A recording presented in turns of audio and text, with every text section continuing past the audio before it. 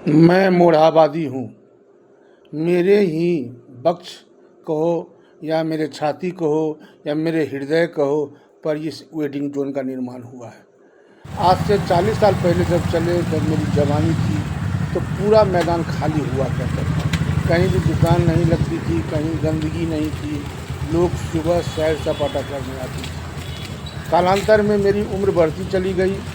उम्र बढ़ने के क्रम में कुछ ज़मीन को सीआरपीएफ को दे दिया गया, कुछ ज़मीन पर स्टेडियम बन गया, कुछ ज़मीन व्यावसायिक प्रयोग होने लगे, कुछ में सरकारी कार्यालय बन गए, कुछ में पार्क बन गए। मैं व्यथित मन सा वहीं रहा खड़ा और आज भी कुछ भाग जो खाली है, जो सवेरे सवेरे बच्चे बूढ़े जवान सभी खेलने आते हैं। आप देख रहे हैं कि मेरे सामने में मेरे वक्षस्थल पर कितने बाजार लगे हुए हैं। सवेरे सवेरे घूमने वालों के साथ मैं उन्हें स्वास्थ्य का लाभ देता, पर दुखित भाव से मैं कह रहा हूँ कि जहाँ पर घूमने की जगह है वहाँ पर बाजार लगे हुए हैं, उससे प्रदूषण हो रहा है, उससे दूषित वातावरण हो रहा है। मैं किसे अपनी व्यथा बताऊँ। सरकार आती है बड़े बड़े चोरों के साथ भाषण देते हुए, मैं गरीबों के साथ न्याय करूँगा। न्याय करे, कहीं आपत्ति नहीं है, लेकिन मुझे भी सुरक्षित रहना है, मुझे भी खुली जगह में सांस लेने को। मैं अब सांस भी नहीं लेता। कितने सारे वृक्ष थे 70 के दशक में, अब वृक्ष कहाँ है सब वीडियो में। ये वेडिंग जोन परसों इसका उद्घाटन हुआ है। मैं चुपचाप खड़े होकर बूढ़े बर्गर की तरह देख रहा था। काश मुझे भी उस वेडिंग जोन में जितने भी लोगों को दिया गया है उनसे एक एक पेड़ लगाने को कहते और मैदान में कम से कम 100-200 पेड़ लग जाता, थोड़ी सी ऑक्सीजन की मात्रा बढ़ जाती, अच्छा लगता। लेकिन इसके बारे में सोचने को कहाँ किसी को पूछा। मैं मोराबादी अविचरण खड़ा यहाँ पर। वेडिंग जोन बन गए हैं। जितने भी बाज़ार में यहाँ दुकान लगाते थे उन्हें दुकान भी आवंटित कर दी गई है। फल वालों की दुकान अलग, सब्जी वालों की दुकान अलग, इसके अलावा फूड कोर्ट भी बने हैं अंदर में। आप अंदर में जब जाकर देखेंगे तो बड़े ही तरीके से अच्छे तरीके से बनाया गया है। ये आप सेट देख रहे हैं जिसमें गुमटी सब लगा हुआ है, कहीं बबुआन चाय, कहीं चाउमीन की दुकान। समझ में नहीं आता है कि किस प्रकार के लोग हैं और ये कौन लोग हैं जो बेरोजगार हैं जिन्हें ये इस प्रकार दी गई है।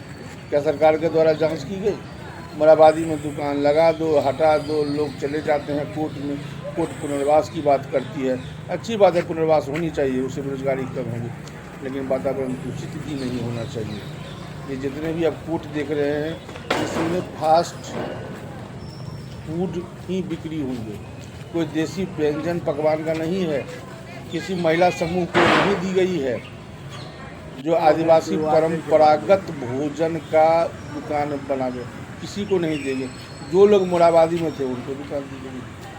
होता तो ऐसा, जो सखी सहेली सामुदायिक ग्रुप है ब्लॉक लेवल में, ये उन लोगों को भी कुछ दुकान दिए जाते जो ट्रेडिशनल फूड है, मरुआ हो गया, महुआ हो गया इत्यादि, इसका प्रमोशन होता है। यहाँ पर लोग जाते, परंपरागत भोजन का आनंद लेते। लेकिन मैं दुखित मोराबादी, अपनी व्यथा किससे कहूँ।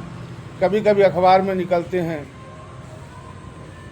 कि पूरा गंदा हो गया, ये हो गया, अतिक्रमित हो गया। मैदान में बोर्ड भी लगता है कि यह सरकारी ज़मीन है, इस पर कोई अतिक्रमण नहीं कर सकता है, लेकिन मैं चुपचाप देखता रहता हूँ।